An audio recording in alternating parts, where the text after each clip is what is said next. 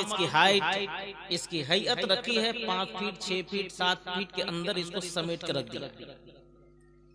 इसके बॉडी में बेशुमार आज़ा हैं, बेशुमार इसके पार्ट्स हैं, और सबको छोटे से छोटे पार्ट भी हमारा इतना अहम है कि पूरी कायनात मिलके हमारे छोटे से पार्ट का बदला नहीं दे सकता, क्योंकि ये रब की तख्लीक है। रब की तख्लीक में कायनात का बड़ा से बड़ा थिंकर, बड़ा से बड़ा मुफक्किर और बड़ा से बड़ा दानिश्वर भी शरीक नहीं हो सकता, क्योंकि रब अपने रब होने में यकता है, परवरदिगार आलम बेमिसाल है। और रब्बे कायनात ने इंसान को जो छोटी सी चीज और छोटे से पार्ट की शक्ल में जो अल्लाह ने नेमत अता फरमाई है, पूरी कायनात मिलकर उसका बदला नहीं हो सकता। इंसान के तमाम तर पार्ट्स में 2 पार्ट बहुत अहम है, और इसी पर इंसान की जिंदगी का मदार भी है, इसी पे मदार क़यामत भी है, मदार आखिरत भी है, और यही मदार जन्नत भी है, और यही मदार जहन्नम भी है। वो 2 पार्ट क्या है? इंसान के जिस्म में 2 चीजें बहुत अहम है, बहुत अहमियत का हामिल है। एक का नाम है नफ्स और दूसरे का नाम है रूह। बात समझ में आ रही? एक का नाम नफ्स और दूसरे का नाम है रूह। और ये दोनों चीजें आपस में जंग करती हैं, और जब जंग करती है तो किस बात के लिए? इस बात के लिए कि हम इंसान के मुल्क जिस्म का बादशाह बन जाए और फिर इंसान को अपने मुताबिक चलाए। यानी वो इंसान की बॉडी का प्राइम मिनिस्टर, इंसान की बॉडी का मालिक, इंसान के जिस्म में ये सल्तनत जिस्म का वो बादशाह, दोनों का दोनों बनना चाहता है। और दोनों जब आपस में जंग करते हैं तो हमारे आज़ा से वोट मांगते हैं, हमारे आज़ा से वो वोट मांगते हैं। जैसे हमारे हाथ, हमारे पांव, हमारे कान, हमारी आंख और हमारे दिगर आज़ा, ये सब के सब वोटर्स बनते हैं किसके? नफ्स और रूह के।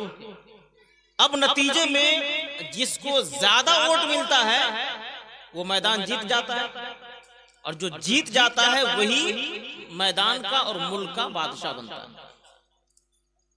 अब ये बात अगर आपको समझ में आ गई तो हमारे और आपके दरमियान बेशुमार लोग रहते हैं, आते हैं। हजारों लोगों को हमने अपने कांधे पर उठा करके कब्रिस्तान पहुंचाया। जो हमारे सामने दम तोड़े, हमारे सामने मरे, हमारे सामने इंतकाल किया, उनको हमने कब्रिस्तान पहुंचाया। एक दिन ऐसा आएगा कि हमें और आपको भी कोई अपने कांधे पर उठाएगा और कब्रिस्तान पहुंचाएगा। कब्रिस्तान में जब हम पहुंचाते हैं तो उससे पहले कब्र को खोदते हैं, और कब्र को जब खोदते हैं तो बसा औकात कब्र के अंदर से कुछ हड्डियां भी निकलती हैं। ये बात सच है, कुछ हड्डियां भी निकलती हैं। कहीं सर की खोपड़ी होती है, खोपड़ी की हड्डी होती है, कहीं हाथ के, कहीं उंगलियों के, कहीं बाजू के, कहीं सीने के, कहीं पुष्ट के, ये हड्डियां मिलती हैं।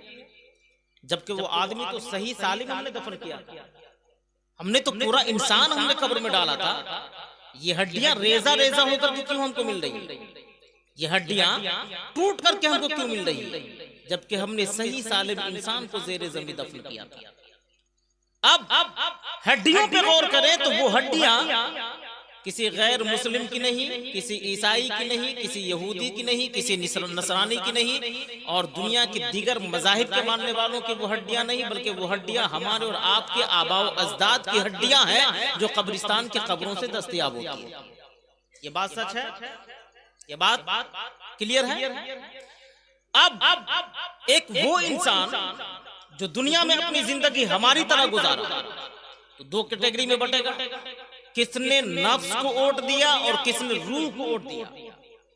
नफ्स और रूह को वोट देने वाले को तो हम जाहिरी तौर पे जान सकते हैं, कब्र में जाने के बाद में नताइज बरामद होते हैं, कब्र में जाने के बाद उसके नताइज बरामद होते हैं। एक आदमी जिसने रूह को वोट किया, रूह को वोट करने वाला इंसान जब रूह को वोट करेगा तो रूह से आवाज देगी कि अल्लाह ने तुम्हें पैदा किया है, तुम्हें नमाज पढ़ना चाहिए। बंदा नमाज का आदी होगा, बंदा तिलावत कुरान का आदी होगा, बंदा ज़कात वक्त पे अदा करेगा, बंदा वक्त पर जब रमजान का रोजा आएगा तो रोजा रखेगा, तमाम तर हुकूक को अदा करेगा, क्योंकि उसने रूह को उसने ओट किया है और रूह उसके जिस्म का मालिक है। रूह उसको जो हुक्म कर रही है वो इंसान कर रहा है। लेकिन वही एक बंदा है जिसने अपने नफ्स को ओट किया, नफ्स की बात मानी, नफ्स का गुलाम बन गया। नतीजा ये हुआ कि वो आदमी नमाजों से दूर हो गया, ज़कात अदा करने में कोताही करने लगा, अपने तमाम तर फराइज़ वाजिबात को बालाए ताक रख के वो इंसान जिंदगी गुजारने लगा।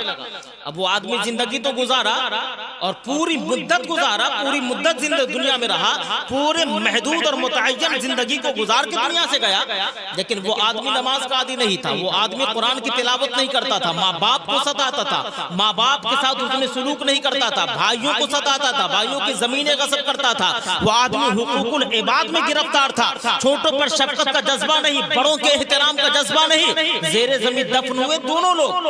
रूह की बात मानने वाला भी जेरे जमी गया और नफ्स की बात मानने वाला भी जेरे जमी गया। लेकिन जेरे जमी जाने के बाद जब मिट्टी ने अपना कमाल दिखाया तो हमने ये देखा कि चंद दिनों के बाद मिट्टी ने इंसान की बॉडी को तहबाला कर दिया, उसके जिस्म को डैमेज कर दिया, हड्डियां भी तबाह बर्बाद कर दी, उसके जिस्म के जो तमाम तर आज़ा से अलग अलग हो गए, अब तो कुछ हड्डियां उसकी मिलती है। चंद दिनों के बाद ये हड्डियों के निशानात भी मिट जाएंगे, कब्र के निशानात भी नहीं मिटेंगे। हाँ, ये वही लोग थे जो दुनिया में हमारी तरह जिंदगी गुजार रहे थे, हमारी तरह जिंदगी में दुनिया में वो खाते भी थे, दुनिया में पीते भी थे, कारोबार भी करते थे, बिल्डिंगें भी थी, बंगले भी थे, गाड़ियां भी थी, लग्जरी रहने के सामान उसके पास में थे। वो आदमी भी हमारी तरह दुनिया में रहा, कारोबार किया, मईशत बड़े ऊंचे थे। उस आदमी के पास में मालदारी के चर्चे थे दुनिया में, वो आदमी बादशाह बन के जिंदगी गुजार रहा था, वजीर बन के जिंदगी गुजार रहा था, कलेक्टर और बैरिस्टर बन के अपनी जिंदगी को गुजार रहा था। लेकिन जेरे जमीन दफन हुआ, नफ्स की बात मान के गया, परवरदिगार आलम ने जमीन को हुक्म दिया, इसके जिस्म को डैमेज कर दो, जिस्म को तबाह बर्बाद कर दो, जिस्म की हड्डियां तक अलग अलग दो। हाँ, वही एक आदमी नफ्स की बात नहीं मानकर रूह को उड़ दिया, रूह की बात मानी। नतीजे में 1000 साल पहले गौसे आजम भी जेरे जमीन दफन हुए। गौसे आजम का जमाना था, एक एक लम्हा अल्लाह की रजा के लिए गुजार रहे थे, जिंदगी का एक एक आन अल्लाह की रजा के लिए गुजारा। चलना अल्लाह के लिए था, फिरना अल्लाह के लिए था, खाना रब के लिए था, पीना रब के लिए था, सोना उठना बैठना रब के लिए था। जिंदगी का एक एक लम्हा रब के लिए गुजार कर, रब की रजा के लिए गुजार कर जब जेरे जमीन दफन हुए हैं तो फिर दुनिया ये कहने पर मजबूर हुई है कि जमीन मैली नहीं होती, ज़मन मैला नहीं होता, जमीन मैली नहीं होती, ज़मन मैला नहीं होता, मोहम्मद के गुलामों का कफन मैला। सुभान अल्लाह, नारे तकबीर, नारे रिसालत, मस्तके आला हजरत। बहुत उम्दा, बहुत शानदार। ज़मीन मैली नहीं होती, ज़मन मैला नहीं होता, बेशक बहुत अच्छा। सुभान अल्लाह, सुभान अल्लाह। अब अगर हम दुनिया में अगर रूह की बात मानते हैं, नताइज हमारे सामने हैं, नफ्स के गुलाम हैं तो नताइज हमारे सामने। कुरान करीम की रोशनी में इस बात को आप यूं समझें, चूंकि हमारे तखय्युलात, हमारी फिक्रें और हमारे तर्ज़े अमल, अंदाज़े जिंदगी ऐसा महसूस होता है कि हमने तसव्वुर आखिरत को ज़हन के हर गोशे से डिलीट कर दिया, हमने मरना ही नहीं। ये हमने अपने किरदार और अदा से साबित करके दिखाया। लेकिन याद रखिएगा, यकीनन हमारा ताल्लुक अहले सुन्नत व जमात से है, जिसका अकीदा है कि पेश हक मुज़दा शफाअत का सुनाते जाएंगे, पेश हक मुज़दा शफाअत का सुनाते जाएंगे। या रसूल अल्लाह, आप रोते जाएंगे, हमको हंसाते जाएंगे।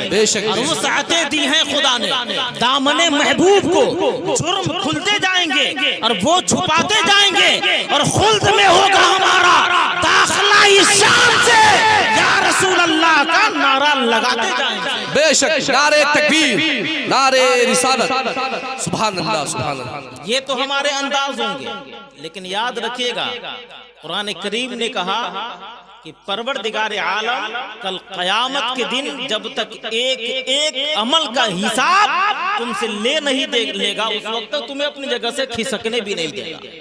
आप कुरान करीम पढ़िए, परवरदिगार आलम ने कुरान करीम में इरशाद फरमाया, इदा ज़ुलज़िलतिल अर्दु ज़िलज़ालहा व अख़रजतिल अर्दु अथक़ालहा व क़ालल इंसानु मा लहा यौमइज़िन तुहद्दिथु अख़बारहा बिअन्न रब्बका औहालहा यौमइज़िन यस्दुरुन नास अश्ताता लियुरौ अअमालहुम फमन यअमल मिथक़ाल दर्रतिन खैरन यरा व मन यअमल मिथक़ाल दर्रतिन शर्रन यरा।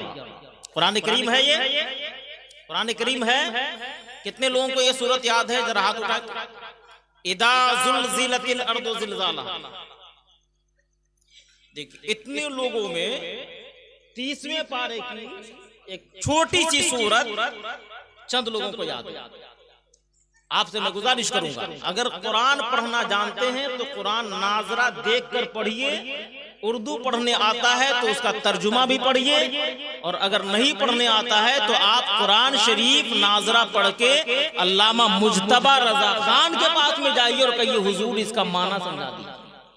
इसे जानते फायदा क्या होगा? हमारा जहन जो बड़ा हुआ है ना, और तसव्वुर आखिरत से जो हम गाफिल हैं, इंशाअल्लाह ताला हमें कब्र की भी याद आएगी और हश्र की भी याद आएगी। अल्लाह ने इन आयतों में क्या इरशाद फरमाया? मफहूम ये है, क़यामत के दिन जमीन में ज़लज़ला, जमीन में ज़लज़ला बरपा होगा, हत्ता कि जमीन अपने तमाम तर खजाने, दफीने और राज को बाहर करेगी। तो इंसान जब देखेगा तो हैरत का होना लाजमी है। हैरत और इस्तेजाब में डूब कर कहेगा वक़ाल इंसानु मा लहा, जमीन को क्या हो गई? तो जमीन भी कहेगी बिअन्न रब्बका औहालहा, ये रब का हुक्म है। उसके बाद में क्या होगा? यही इंसान गिरोह दर गिरोह मैदान क़यामत के लिए निकलेगा। और इसको कुरान ने कहा मैदान क़यामत के लिए क्यों निकलेगा? रीजन, सबब कुरान ने बयान किया, लियुरौ अअमालहुम, ताकि ये अपने अमाल को देख ले। और फिर अल्लाह ने दो टूक तौर पर इरशाद फरमाया, फमन यअमल मिस्काल दर्रतिन खैरन यरा व मन यअमल मिस्काल दर्रतिन शर्रन यरा। ए इंसान, तुमने अगर जर्रा बराबर भी नेकी किया है तो कल क़यामत के दिन उसको निगाहों से देखेगा, और अगर तुमने जर्रा बराबर भी बुराई किया है मैदान क़यामत में उसको भी निगाहों से देखेगा। ये कुरान करीम में। और भी आसान सूरत में आपको बताऊं, अल-क़ारिअतु मल-क़ारिअ वमा अदराका मल-क़ारिअ यौम यकूनु अन्नासु कल-फ़राशिल मबथूस व तकूनु अल-जिबालु कल-इहनिल मनफूश फअम्मा मन थक़ुलत मवाज़ीनुहु फ़हुव फ़ी ईशतिर रादिया। कुरान करीम है ये। और इसका क्या मतलब है? मफ़हूम वही है कि अल-क़ारिअ दिल को चीर देने वाला दिन, दिल को दहला देने वाली शय। अल्लाह ने पूछा तुम क्या जानो वो है क्या शय? तो फिर अल्लाह ने इसकी वजाहत करते हुए इरशाद फरमाया कि जब वो दिन आएगा तो ये इंसान जो कायनात को अपने कब्जे और कंट्रोल में रखता है, उसके हालात ये होंगे कि वो फतिंगे के मानिंद उड़ रहा होगा। ये कुरान ने कहा, वो फतिंगे के मानिंद उड़ेंगे। और ये बड़े बड़े पहाड़, ये माउंट एवरेस्ट, हिमालय पहाड़, जिसको तुम निगाहों से देखकर तुम्हारी हैरत इंतहा नहीं रहती, पहाड़ का आलम ये होगा कि धुनी हुई रुई के मानिंद ये उड़ा दिया जाएगा। क़यामत का दिन होगा। और फिर अल्लाह ने आगे इरशाद फरमाया कि वही लोग कामयाब होंगे और जन्नत में जाएंगे जिनका अमल बहुत अच्छा होगा। ये कुरान करीम ने कहा। एक और आयत करीमा सुनिए। कुरान करीम में परवरदिगार आलम ने इरशाद फरमाया, फअम्मा मन ऊतिया किताबहु बियमीनिही फयक़ूल हाउम इक़्रऊ किताबिया इन्नी ज़नन्तु अन्नी मुलाक़िन हिसाबिया फ़हुव फ़ी ईशतिर रादिया फ़ी जन्नतिन आलिया क़ुतूफ़ुहा दानिया कुलू वशरबू हनीअम बिमा असलफ़्तुम फ़िल अय्यामिल ख़ालिया व अम्मा मन ऊतिया किताबहु बिशिमालिही फ़यक़ूल या लैतनी लम ऊता किताबिया व लम अद्री मा हिसाबिया या लैतहा कानतिल क़ादिया मा अग़ना अन्नी मालिया हलक अन्नी सुल्तानिया ख़ुज़ूहु फ़ग़ुल्लूहु तुम्मल जहीम सल्लू तुम्म फ़ी सिलसिलतिन दरउहा सबऊन दिराअन फ़स्लुकू इन्नहु काना ला युमिनु बिल्लाहि। ये कुरान करीम है जिसके बारे में हमारा आपका तमाम उम्मत मुस्लिमा का ये अकीदा है, ला तब्दील लिकलिमातिल्लाह, अल्लाह का कलाम बदलता नहीं है। ज़ालिकल किताबु ला रैब फी, परवरदिगार आलम के कलाम में शक व शुबहात के गुंजाइश की कोई जगह नहीं है। शक व शुबहात की कोई गुंजाइश नहीं। अब कुरान करीम में परवरदिगार आलम ने दो लोगों के अहवाल को बयान किया, और दो लोग कौन है? कयामत के दिन मीज़ान अमल पे आएंगे। एक वो आदमी होगा जिसके दाहिने हाथ में नाम अमाल दिए जाएंगे। सुभान अल्लाह, मोहब्बतों से कहिए सुभान अल्लाह।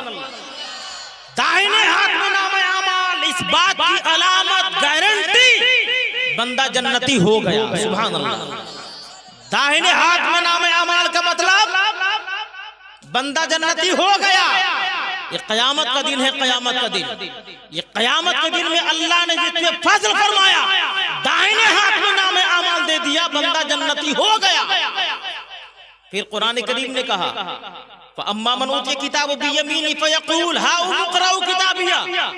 उस बंदे के हालात क्या होंगे मैदान क़यामत में? जब वो नाम अमाल को लेगा, देखेगा, पढ़ेगा, तो वो मैदान क़यामत में दौड़ेगा, मैदान क़यामत में दौड़ेगा।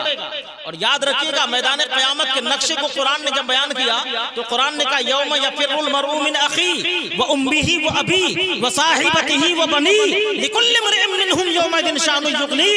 क़यामत का हाल ये है कि हर बंदा एक दूसरे से भागेगा, एक दूसरे से जान छुड़ाएगा, भाई भाई से भागेगा, बहन भाई से भागेगी, बहन बहन से दूर हो जाएगी, बेटा बाप से भागेगा, और तमाम के तमाम तर रिश्तेदार जब एक दूसरे से निगाहें चुरा रहे होंगे, एक आदमी का आलम ये होगा कि वो मैदान क़यामत में नाम अमाल को लेकर के मैदान क़यामत में अपने करीबी लोगों को तलाश रहा होगा।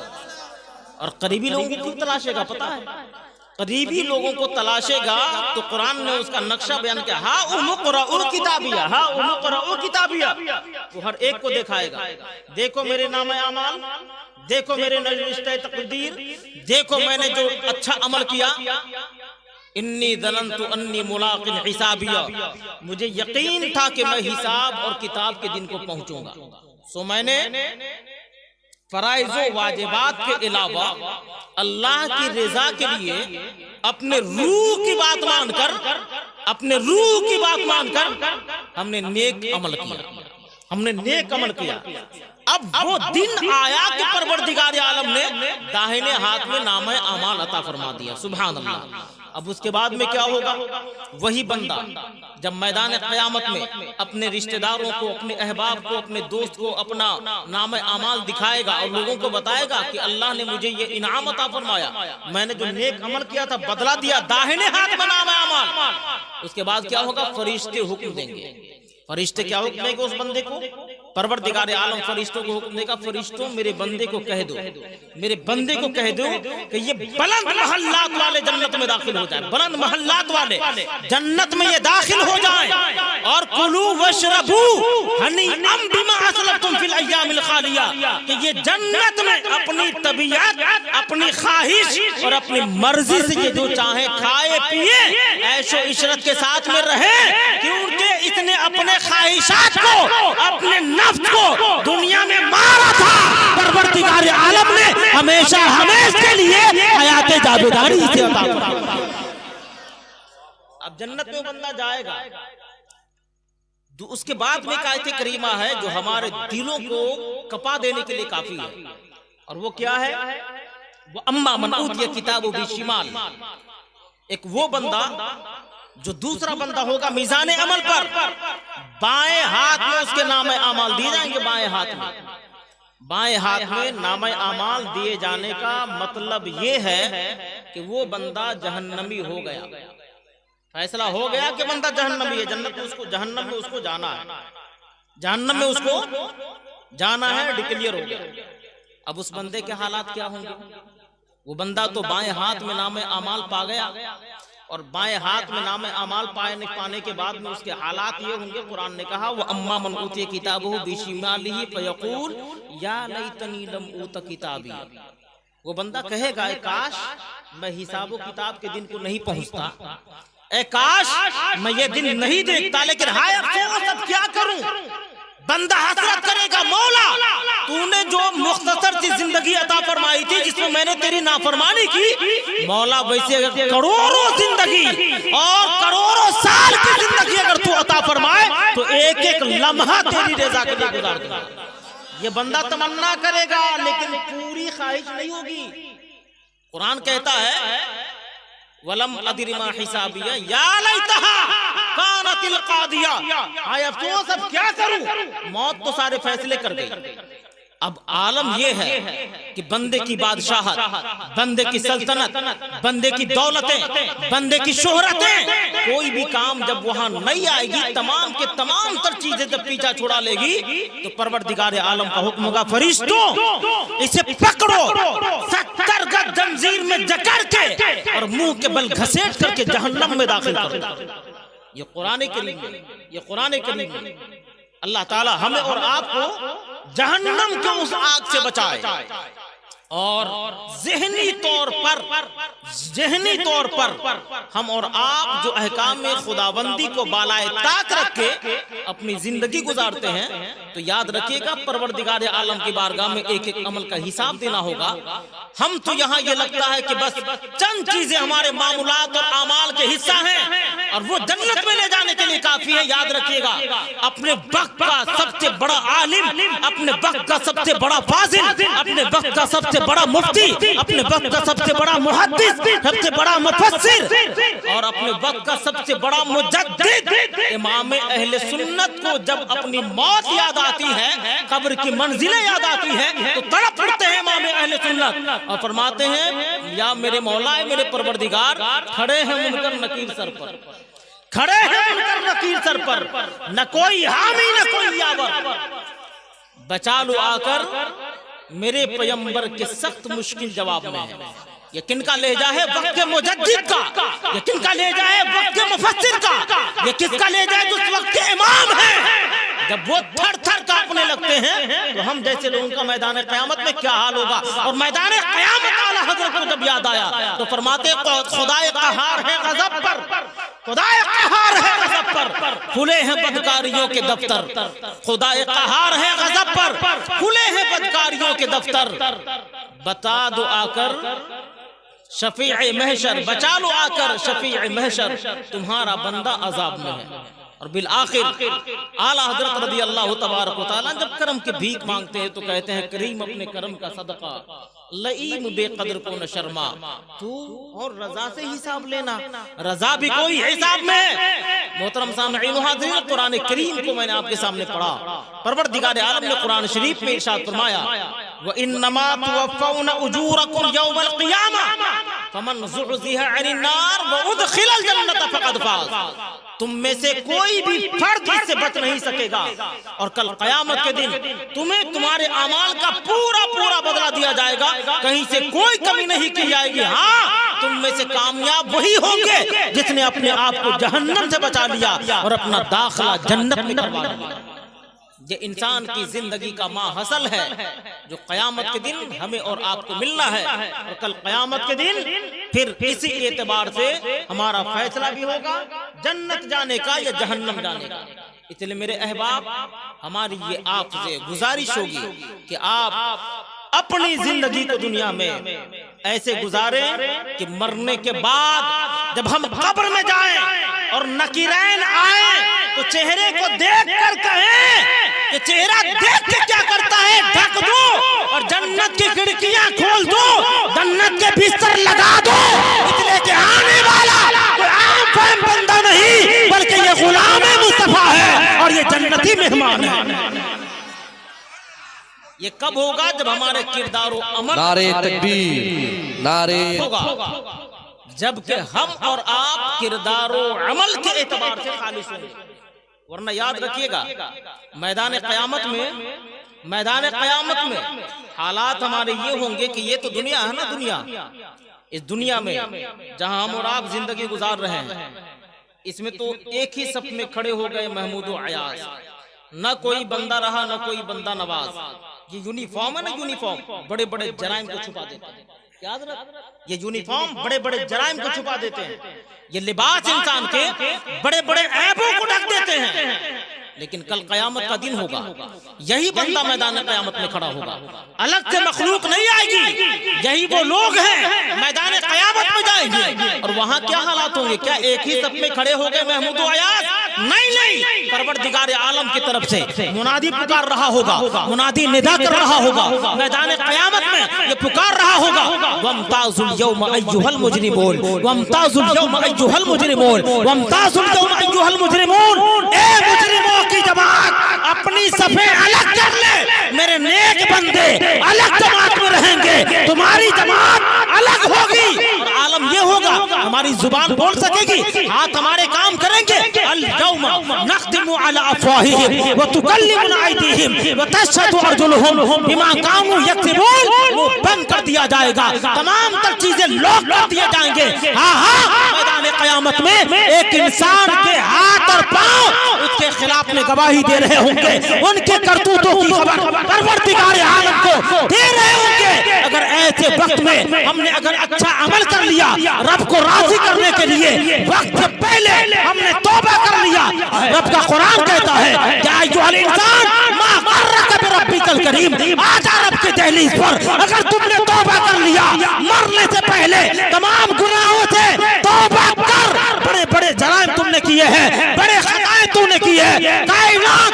तुम्हारे जुर्मों के गवाह है, लेकिन तेरे रब की रहमत वसीअत रहमती कुल्ल शै, तेरे रब की रहमत बहुत वसी है। अगर तुमने तौबा कर लिया, रब तुमसे वादा करता है एक आंसू के एवज पूरी कायनात के गुनाहों को रब धो देगा, नेकियों में बदल देगा, और परवरदिगार कल कयामत के दिन जन्नत में तुम्हारा मकाम बना देगा। वाखिरु दावाना अनिल हम्दुलिल्लाहि रब्बिल आलमीन। अस्सलामु अलैकुम व रहमतुल्लाह।